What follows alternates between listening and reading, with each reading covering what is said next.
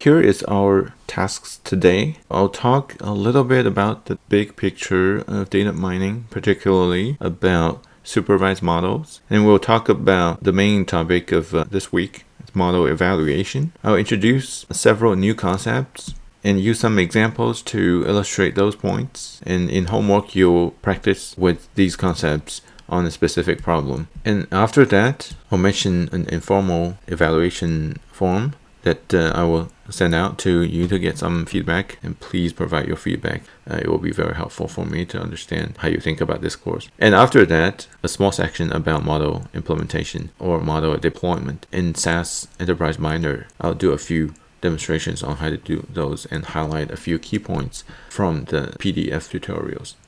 Next, I'm going to talk about the big picture of supervised models.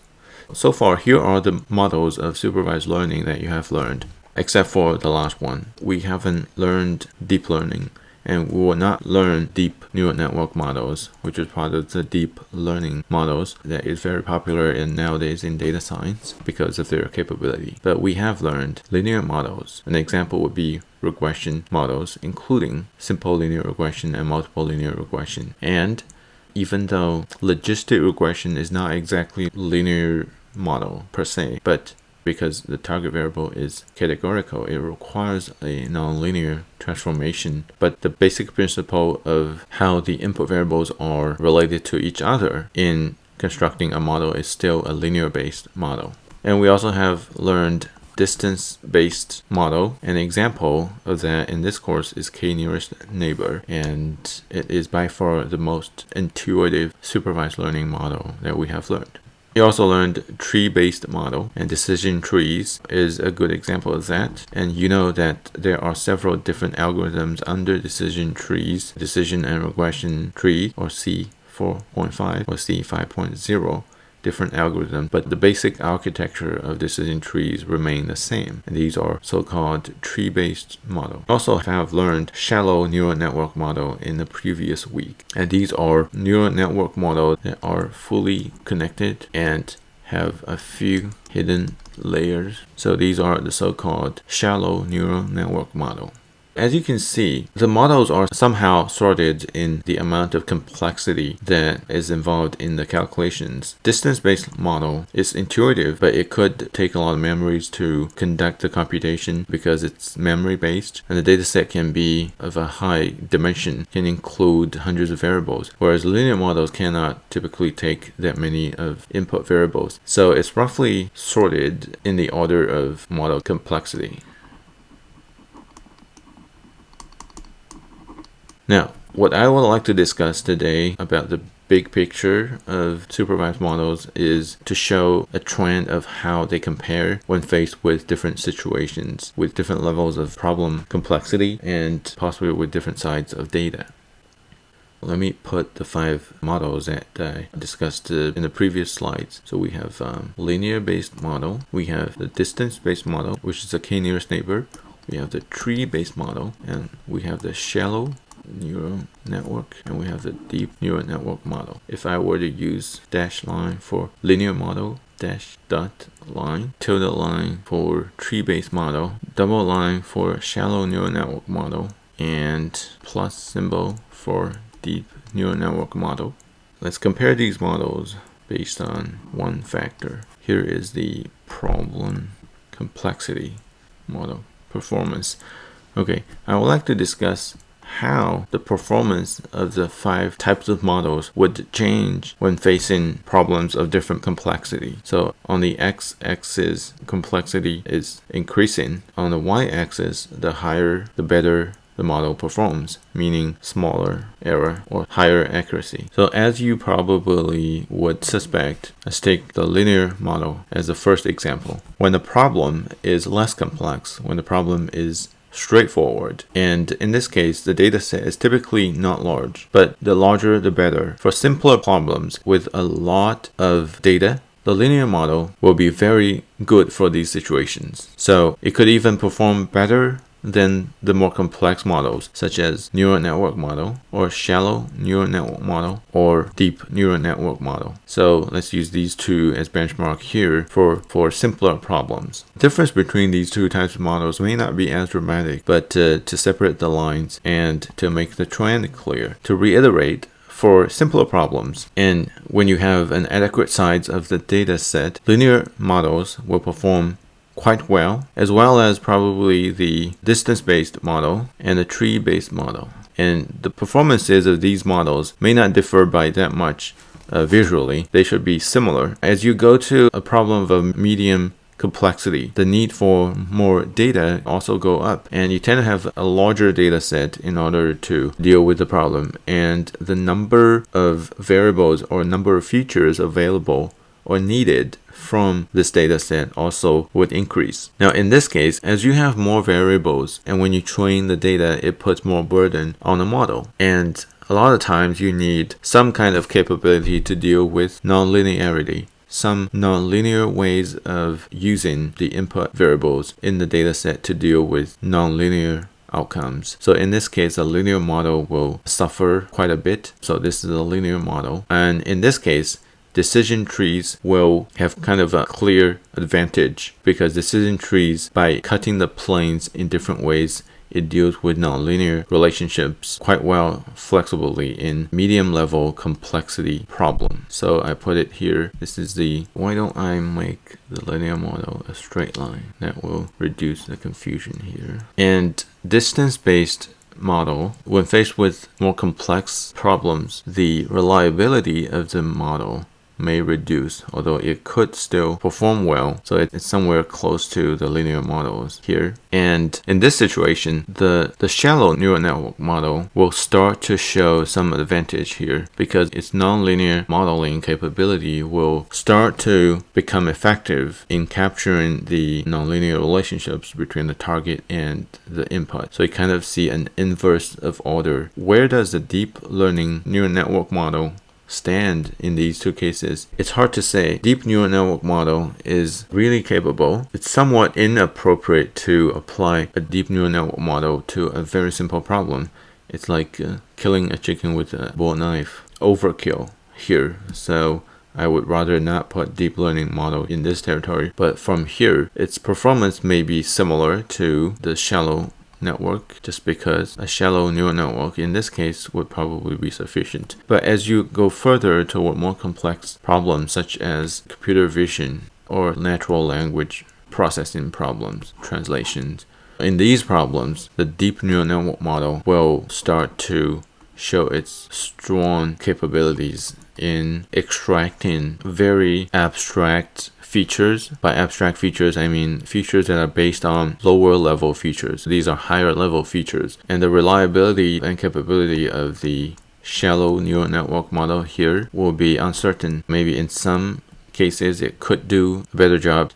So when I connect the dots here, the linear models will tend to decrease along the line here. So, and the distance-based model performance should be similar to the linear model, and it doesn't mean that its performance will be definitely even worse than the linear model, but it should be similar. And the tree-based model, when faced with the medium complexity problems, will have some advantage, but overall it will keep decreasing as you have more complex problems. The shallow neural network model will start to do better here, and it may not flatten too much, but will decrease a little bit here, and it could fluctuate. Finally, the deep neural network model will prevail. As long as you feed the model with sufficient data set, it will prevail, especially to these kind of problems and many other problems that involve a large set of input variables. So this is kind of the big picture. Simpler linear-based models, its performance will tend to decrease as you increase the complexity of the problem. But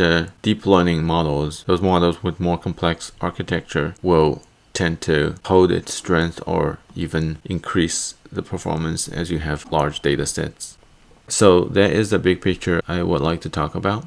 And next, let me move on to model evaluations. There are some quite interesting discussions to do here. As a rule of thumb, when you compare models, we rely on some kind of criteria or metric of the errors that are committed by the model. In evaluating the models, I can't emphasize enough, you should focus on errors on the validation set, not on the training set, because for obvious reasons, you don't want to select a model that's badly overfitting, and you would select an overfit model if you focus on the training set. So this part, I hope, is crystal clear. For estimation problems, because the target is more numeric, we call them interval type of variable here, there won't be a list of discrete labels, and all the values of the target variable here, the interval, can be compared on a numeric and on a range of values. So the difference in the prediction versus the outcome, the actual value of y, would be y minus y hat. Y hat is the predicted or the estimated value. This error provides a measure of how off the prediction or the estimation is from the actual value of y, and this provides a means to quantify the overall error of the model. And because there is direction here,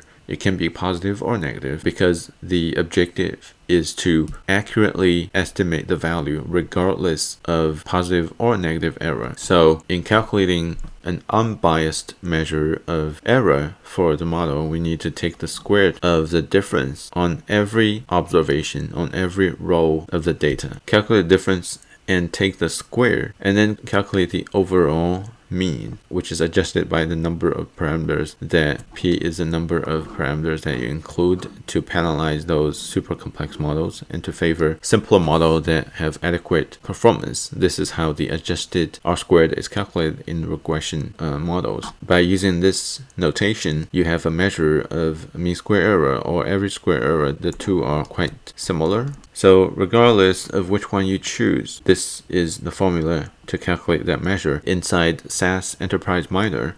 When you select this MSE or ASE, this is the formula that is being used. Under twofold cross-validation, you have error is a thing that the model tries to minimize. If you have the training set performance of various models, this is model versions. If you have a training set line and you also have the validation set line, you should choose the model that minimizes the error term on the validation set performance and disregard the training set performance as long as you have the divergent two lines. And this is the model to choose.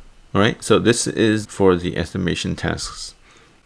Okay, a special note here, because multiple regression is well suited for estimation tasks. In the week of regression, the R-squared, its scientific term is coefficient of determination. R-squared by itself is not a very good measure or criteria for selecting the best model, because R-squared will tend to increase if you keep adding the input variables. If you increase the inputs, you tend to increase the R-squared. So you could potentially increase the R-squared of the training set to 100% if you keep adding square terms or nonlinear terms. So this is not a very good measure to select the best model. The mean square error by itself, even with the training set alone, without using cross-validation, is a better measure to select a better model, because this model has a penalizing factor. P measures the complexity of the regression model. If you have a very complex model, by keeping a lot of inputs in it, its numerator will decrease. But by increasing a lot of inputs or parameters in the model, the numerator will also tend to decrease. So the MSE is not moving monotonically as you increase the complexity of the model. So that's why MSE includes both of biases, the overall error, and the variance term. And in this sense, MSE is similar to adjusted R-squared, where by adjusted R-squared, it takes the calculation of R-squared, but it penalizes the complex models. However, here it doesn't mean that MSE is fully capable to select models that are not overfitting. That's not correct. By using MSE alone without using cross-validation, the model still tend to be overfit as you increase the complexity, even though it does have a capability to differentiate super complex models from those that are not super complex. But the boundary that it draws between overfitting and underfitting, or overfitting an optimal model, does not optimize for the amount of overfitting in the model. So that's why you still need a cross-validation mechanism, even if you are using mean square error as the criteria. For classifications, by similar token, you will have the cross-validation mechanism and you will have the overfitting chart, assuming that you have two partitions, the training and the validation set. So those things will remain similar. In this case, you will have a different error metric or error criteria, a traditional error criteria for a model developed for classification task would be the misclassification error, which is the amount of correct hit divided by the total number of observations, the proportion of correct classification. In classic problems, this metric would be sufficient. However, in a lot of modern business problems where classification tasks is useful, using misclassification rate or misclassification error is not sufficient for reasons of decision making and decision cost. This is why we'll introduce a few new concepts here. So based on the result of classification, there are those that are correctly classified and those that are incorrectly classified. However, it's not the same when you correctly classify a positive case and when you correctly classify a negative case, assuming that the positive and negative are the labels of the target variable. For instance, churn. In the problem of churn, the label, the outcome of interest is churners, is when churn equal 1, when a customer churned. Whereas the negative outcome, non-churner, when churn is equal 0, is when the customer decides to stay with the firm, and this is not of the primary interest to the firm. The firm would defer any actions if they are confident that the customer will not churn, right? So in this case, there's a secondary outcome, and they are not of equal importance here. So that's why we introduced the 4 concepts. We have the traditional error rate, the proportion of misclassifications, but we also have when the algorithm makes an incorrect classification. There are 2 types of errors. There are false positive and false negative. By leveraging the differences and importance of these 2 different errors, one may adjust the weight of the errors and improve the performance of the model, not in the sense of the absolute error rate, but the decision gain, the return of decisions. So that's what I'm going to talk about. So now, instead of having correct and incorrect classification, we also have the difference between primary and secondary outcomes. So now we have a 2x2 confusion matrix here. If we have true and false on both ways, and suppose that we have the columns representing the classification from the model, these are classification outcome, but the rows are referring to the actual outcome. Classifications do not have to be the same as the outcomes because there are misclassifications. When the outcome is true and the classification also makes a true judgment, it is called a true positive. It's a positive case, it's true, and it's the primary outcome. Primary outcome is the true label. When the classification algorithm determines it also should be a positive case, it is a correct classification and it's a true positive. When the outcome is false, it's a secondary outcome. Classification correctly determines it's a secondary outcome. It should be false, or it should have a negative. It's better to label these as positive and negative, where positive means the primary outcome and negative means a secondary outcome, such as positive means churner, negative means non-churner. And true positive is when the customer is going to churn, the model determines it's likely going to churn. When the outcome is negative and the classification algorithm determines it should be classified as negative, this situation is called true negative. It's a negative case which is correctly classified. So 2 true outcomes, true positive and true negative. When the case is a churner, but algorithm incorrectly determined it's a negative case, it will be denoted as false negative. It's a positive case that's classified as negative. Why is it called false negative, not false positive? Because the false is describing the decision here. The decision of the model is negative, but it's incorrect. So it's a false negative call. It's actually a positive case. So naturally here it will be false positive, because even though it's a positive classification, it's actually a negative outcome. So it's false positive. Now we will work with this confusion matrix to discuss a few examples and to really understand what these means and how important are they. In the hands-on PDF tutorial, in demonstrating model evaluation, it uses a dataset called adult, and it is classifying the income bracket, higher or lower income, as a binary target of individuals of certain group, and there are 9 input variables. So let's talk about false positive and false negative. This confusion matrix is the matrix that I draw.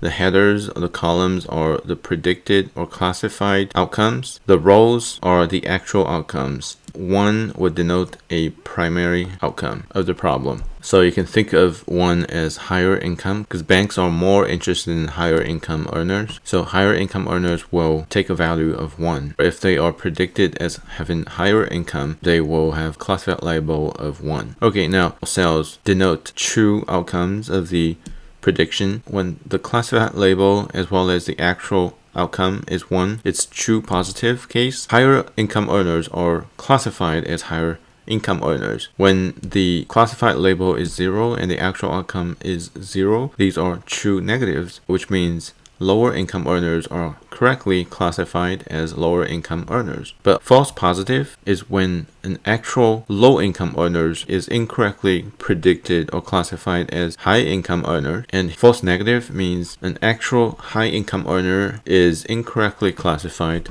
as low income earner and classified to have a label of 0. In this table, there are 1 more column and 1 more row. The column calculates the row totals. It calculates the total number of actual negatives on the first row, because despite the different classifications, both of these share the same actual outcome label, which is a secondary outcome, which is low earners. So the row sum would be the total number of negative earners or lower earners, and the second row sum is the total number of actual high earners. The added row calculates the column total, and these are the cumulative predicted number. The first column has a classification of 0, even though the top one is the true low earners, but the bottom one is false low earners. They are actually high earners, but the total here, the 2 cells will share the same classification label. So the column total would be the total number of predicted negatives, and the second column is the total number of predicted positives. And if you add the row sum together, these are the total number of cases inside the data set, which will be equal to, if you were to add the 2 column sums together, they will also equal the total number of cases, the total sample size. So the column sum will add to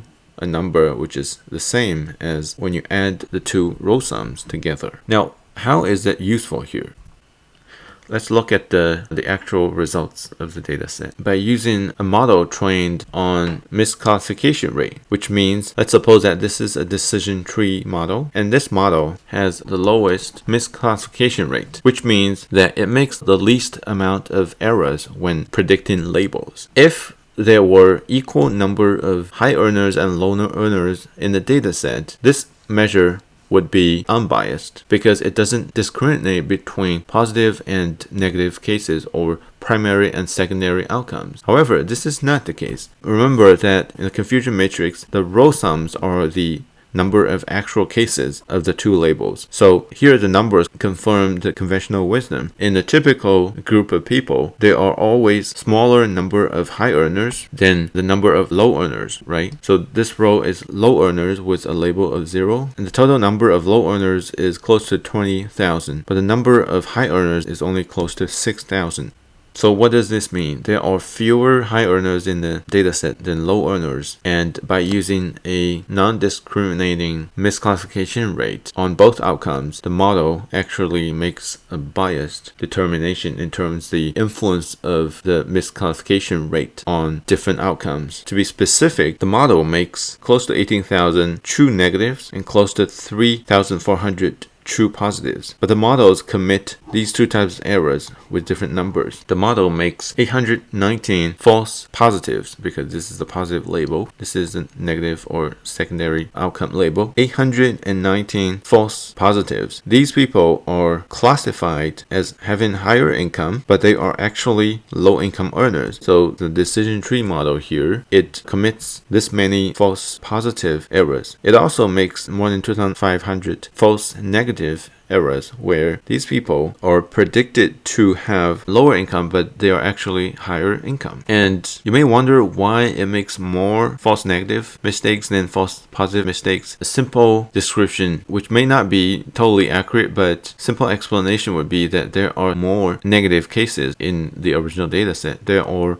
more low earners in the population than high earners. So on average, an algorithm would tend to make more classifications of negative or low income earners than positive earners. So it tends to make more mistakes in the sense of the absolute number of mistakes. It will tend to make more mistakes on the false negative cases than the false positive cases, but it doesn't necessarily mean that the likelihood of committing a false positive error is lower than committing a false negative error. You would need to calculate the proportions here. So that's what we're going to do in the next slides.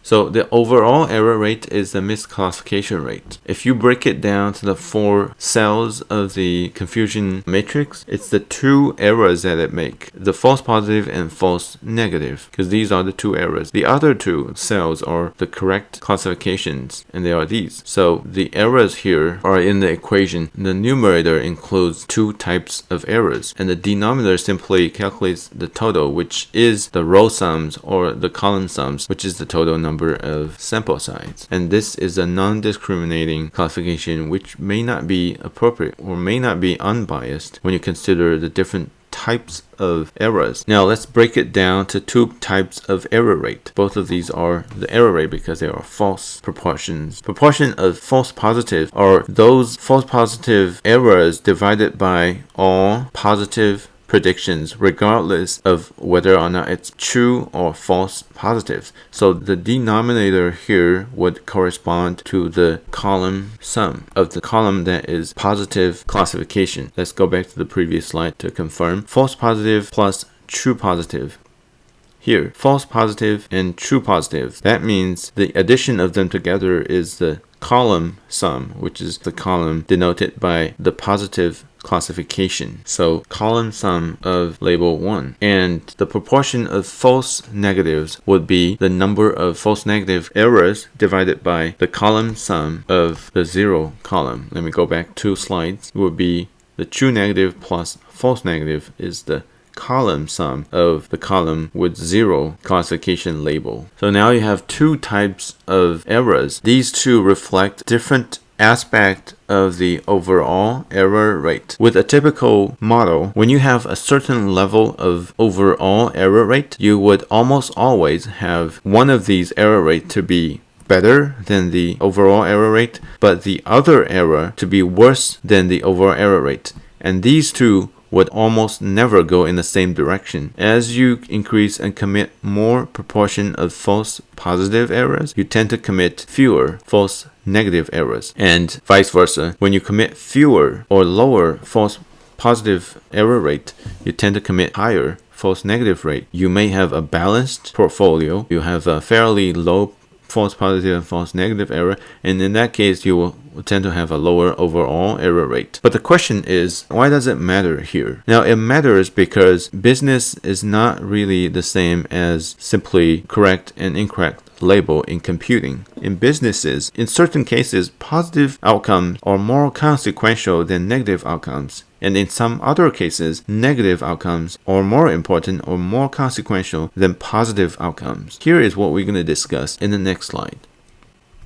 Now this slide puts a number in and calculates the rate by using the example in the PDF tutorial. The model commits an overall error rate of 0.13. That's slightly higher than 10% error rate. It misclassifies close to 13.5% of the outcomes. It does have a false positive rate or false positive proportion of 19.3%, but have a false negative rate of 12.3%. You see that even though the overall error rate is 13.5%, it makes a lower false negative rate, which means it tends less likely to incorrectly classify a higher income earner to low income earner, which means the classification into lower income earners is less likely if the person is an actual higher income earner. So even though in an earlier table we see that the number of false negative is quite large, it's 2,400 something, it's a large number as compared to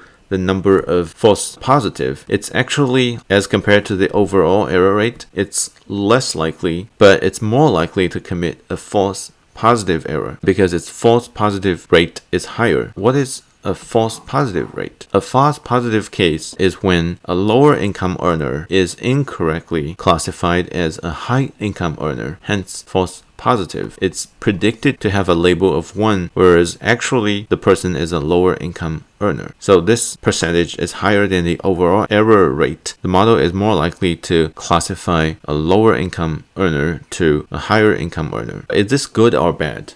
Depends on what the purpose is for using the model. If the model is used for loan approval, then bad news. Why? Even though the overall error rate might be okay, the model is 86.5, close to 86.5% correct. It tend to have a higher likelihood of false positive. So it's more likely to mistake a low income earners as a high income earner. That means it is more likely to falsely or incorrectly approve a loan of low income earner, where if correctly detected as low income earner, the company should not have approved this person's loan because lower income is associated with higher likelihood of loan default. So an increased risk of misapproval of low income earners' loan application is bad for the business.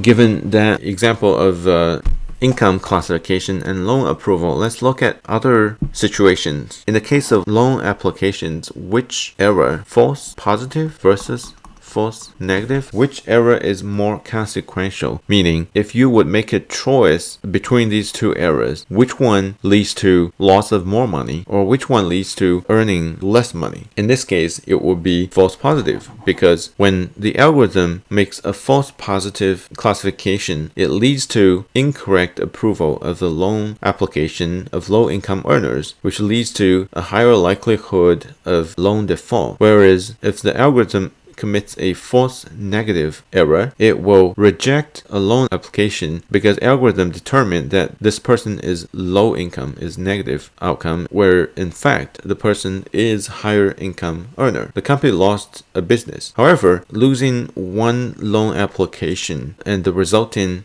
potential income from that one application is far less than the default amount of the loan if the loan is default because of low income. So false positive error is more consequential than false negative error per error based. Now let's look at this example, which is more severe or more consequential in the decision making of sending direct mail solicitations for donation. Let's take a look at the decisions here. The primary outcome of one would be to classify or to detect that somebody is a donor, and the negative outcome would be to determine that somebody is a non-donor. So when you commit a false positive error, the algorithm mistakenly determined that this person is likely a donor, whereas in fact this person is a non-donor. So under the classification of a donor, the company will send a solicitation to solicit donation, but in fact, the company will not get donation because the person actually is a non-donor. In contrast, in the case of false negative, the algorithm determines that the person will be likely a non-donor, and company will follow the recommendation to not send a mail. But since it's a false negative, the person actually would be a donor if he or she received a mail, but unfortunately the company did not send a mail, so the person would for sure not donate due to no solicitation. So in this case, in a direct mail solicitation case, which error is more severe, more consequential? Now in this case, you would have to calculate the cost and benefit. In the case of false positive, algorithm determined that the person would likely be a donor, will send a mail which costs perhaps less than $1, but the company will not get anything in return. The benefit will likely be $0. So that is in the case of false positive. But in the case of false negative, because algorithm determined that the person will be a non-donor, the cost will be 0 because by following the classification result, the company will not send a mail. By not sending a mail, there will be no benefit. There will be no benefit here. However, there is potential benefit of a large donation here. It could be to the magnitude of 100 or something dollars. In the case of false negative, making this kind of mistake will lose the company a potential donation of 100 by not sending a mail. So in this case, the error of false negative is more consequential. It leads to lost potential revenue for the company. I hope this makes sense. And now let's look at the third example here. The case is what's more severe in the decision making of detecting cancer, which is similar to fire alarm. In medical diagnosis, there is a false positive kind of alarm versus a false negative. Which one is more consequential? I'll let you think about it. I'll talk about it in a few seconds. Now, in the case of a medical diagnosis or fire alarm, in fact, false negative would be more severe. And here's why. The primary case here would be referring to fire or disease. And so in this case, the primary outcome is not a desirable outcome. When the algorithm commits a false positive error, it is a false alarm. It alarms the patient the possibility of the disease and cause for action. So the cost here would be inconvenience in the case of fire, because everybody has to leave the building for firefighters to diagnose the building. And in the case of medical disease, it is alarming the patient to do a follow-up check. The cost may be in tens or up to a couple hundred for the diagnosis, but the potential benefit is to rule out the disease, because if the case is a false positive, then the follow-up test or the firefighter's check-in will rule out the case that this is actually a fire or disease. So there's no fire. The false positive will be corrected by a second chance. However, in the case of false negative, the algorithm determined that there is nothing to be alarmed. It's a negative classification. Whereas in fact, there's in fact a fire or a disease. In this case, people continue being in the building and have a far higher likelihood of death due to the fire being out of control. Or a false negative in the medical case will lead to a loss of opportunity for the patient to catch the disease in early stage, and it would be too late for the patient to seek for medical help when the disease, especially cancer, in late stage. So in this case, false negative leads to missed opportunity of diagnosing the cancer, which leads to cancer being in late stage and higher likelihood of death, because death is more costly than other inconveniences and cost of a couple $100. So in this case, false negative error would be more severe. If you compare the second with the third scenario, the determination that the false negative error is more severe or more consequential is regardless of whether or not the primary outcome is a desirable or non-desirable outcome. In the second scenario, primary outcome is a donor and it's a desirable outcome, whereas in the third scenario, fire or disease is a non-desirable outcome. However, the determination that the false negative error is more consequential is the same here. I hope this exercise is interesting, and normally would hold this as in-class discussion, but with the asynchronous video, I can't do that. I hope that you'll go through the same amount of consideration in your mind, and you have followed this discussion and conduct the same type of exercise. Your homework for this week, homework 7, I believe, will deal with a specific scenario, somewhat different from the scenarios here, but the principle will remain the same. With that scenario, you will determine which error is more severe, and you will elaborate why. So with the discussion of two types of errors and they make different senses in different business scenarios. One can continue to optimize the model based on decision weights. The decision weights can be set based on a determination of which type of error is more consequential than the other type of error, like we discussed previously. So in the case of loan approval, or the lending case based on people's income levels, because a false positive is more expensive here due to loss of income from defaulted loan, the algorithm should try to minimize false positive more so than to minimize false negative. So after optimization step, by adjusting decision weights, the algorithm should instead be less likely to commit a false positive as versus the previous case when the decision weights are not set and when the two types of errors are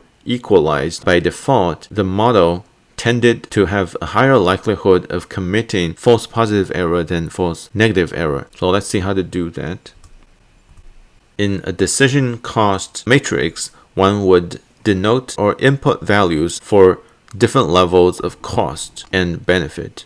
When cost is negative plus benefit, you will assign values of the sum of benefit minus cost to different decision outcomes, and those weights will be incorporated in the calculation of the decision outcome of the different algorithms. In this case, because false positive is more consequential than false negative, the benefit minus cost value of the false positive is set to be twice as big as false negative to apply more penalty on false positive errors. And after doing that, let's see what will happen. So this is the same confusion matrix with different outcomes. This is the decision tree model with adjusted cost weight. Here's the difference. What used to be close to 900 false positive case reduced to 305, and what used to be close to 2400 false negative cases increased to over 3000. It's a dramatic increase in the absolute sense in the number of false negative cases, and the percentage wise it's a dramatic decrease of false positive cases. As a result, you will see that the total number of false predictions, including false positive and false negative, increased from the previous decision tree model to the current decision tree model. But does it make sense dollar wise? If you were to compare, the new model makes 10% likelihood of false positive, and because false positive errors is more consequential, it's drastically reduced from the earlier close to 20% likelihood. But at the same time, the proportion of false negative increased from previously 12% to 15%, but even with this heightened error rate, the overall gain from the classification model is expected to increase. And here is the difference. So this is how the decision weights are configured by inputting into the project decision weights. In the lending case, for true positive case, if the algorithm correctly classifies a higher income earner to be a higher income earner, the expected revenue from the loan application is $300. In terms of the cost, it will be minus $300, which means positive 300 revenues. But keep in mind that when you specify cost or benefit, it is one measure that lumps the cost and benefit together. In the case of false negative, there will be no cost, because even if the person is higher income earner, the loan is disapproved. When the loan is rejected, there is no expected cost, real cost, and benefit from this decision. But in the case of false positive, a low income earner is approved the loan. On average, the loan default amount is $500, so the burden of cost to the company per false positive case is $500. As you can see, the expected cost of false positive from expected revenue of true positive is higher. So with this change of configuration, the result becomes that this is in terms of costs. So negative cost means positive revenues. With the previous model, which treats the two types of errors equally, the revenue is $617,000, but with the optimized decision weights, the revenue is increased by close to 5 or 6%. So it's a significant difference even for a small business. All of these differences is because of the change of the ratio between the cost and benefit of false positive versus the true positive.